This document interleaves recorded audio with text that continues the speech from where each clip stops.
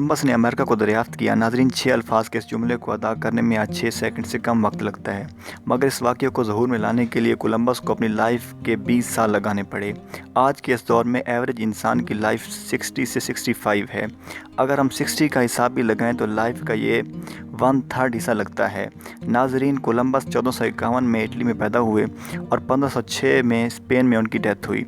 America की दरियाफ्त असल में यूरोप के लिए मशरक़ का समुद्री रास्ता दरियाफ्त करने की कोशिश का एक बाई प्रोडक्ट थी। कोलंबस 1484 ईस्वी में पुर्तगाल के शाह जान दोम से रिक्वेस्ट की उसने कि वो इस बहरी सफ़र के लिए उसकी हेल्प करे, मगर नाज़रीन, शाह ने इसको बेफ़ायदा समझकर इनकार कर दिया।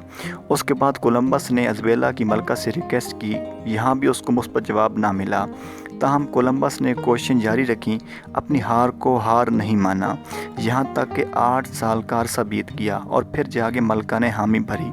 कोलंबस ने 3 कश्तियों के साथ पहला सफ़र 3 अगस्त 1492 को शुरू किया।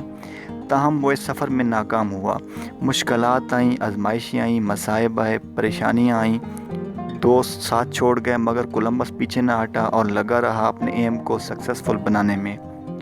आखिरकार चौथे सफ़र के बाद 1504 ईस्वी में वो नई दुनिया को दरियाफ्त कर चुका था और अमेरिका की दरियाफ्त का सेहरा अपने सर कर चुका था, और दुनिया जो 2 हिस्सों में डिवाइड थी वो आपस में मिल चुकी थी। हमें क्रिस्टोफर कोलंबस की लाइफ से ये सबक मिलता है कि इंसान जब अज़म कर ले और डट जाए तो अल्लाह पाक मंज़िल उसके कदमों में ढेर कर देता है। खुश रहें, खुशियाँ बाँटें। अल्लाह निगहबान।